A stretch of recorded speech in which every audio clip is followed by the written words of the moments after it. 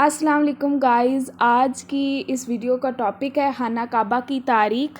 Topic start کرنے سے پہلے میں آپ کو بتانا چاہتی ہوں کہ اگر آپ میں سے کسی نے مجھ سے اپنا چینل سبسکرائب کروانا ہوا کرے تو آپ کمنٹ کر دیا کریں، میں سبسکرائب کر دوں گی۔ اوکے، تو سٹارٹ کرتے ہیں ٹاپک۔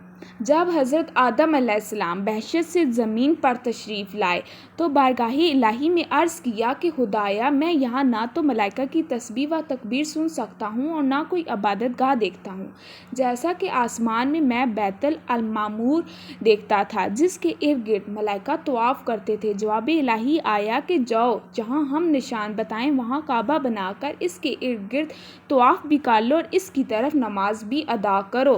حضرت جبرائیل علیہ السلام ان کی رہبری کے لیے ان کے ساتھ چل پڑے اور انہیں وہاں لائے جہاں سے زمین بنی تھی، یعنی جس جگہ پر جھاگ پیدا ہوا تھا، اور پھر وہی جگہ پھیل کر پوری زمین بنی۔ حضرت جبرائیل علیہ السلام نے اپنا پر مار کر 7ویں زمین تک بنیاد ڈال دی، جس کو ملائکہ نے 5 پہاڑوں کے پتھروں سے بھرا: کوہ لبنان، کوہ طور، کوہ جودی اور حرا اور طور زیتا۔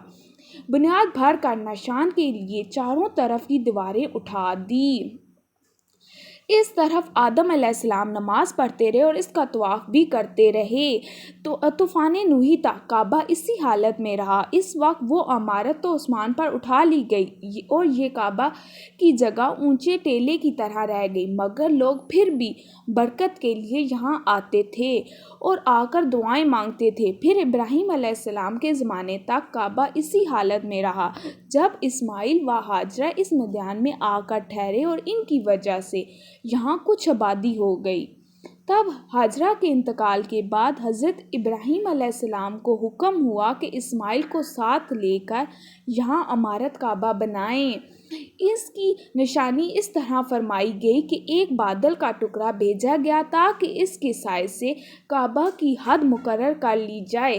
جب جبرائیل نے اس سائے کی مقدار حد کھینچا اور ابراہیم علیہ السلام نے اس حد پر زمین یہاں تک کھودی کہ بنیاد آدم نمونہ دار ہو گئی اور بنیاد پر عمارت بنائی۔ اس کی بلندی 9 ہاتھ اور رکن اسود سے رکن شامی تک کی دیوار 33 ہاتھ اور رکن شامی سے رکن غربی تک کی دیوار 22 ہاتھ اور رکن غربی سے رکن یمنی تک 31 ہاتھ، رکن یمنی سے پھر رکن اسود تک 20 ہاتھ، لہٰذا اس وقت یہ کعبہ کی شکل کی تھی۔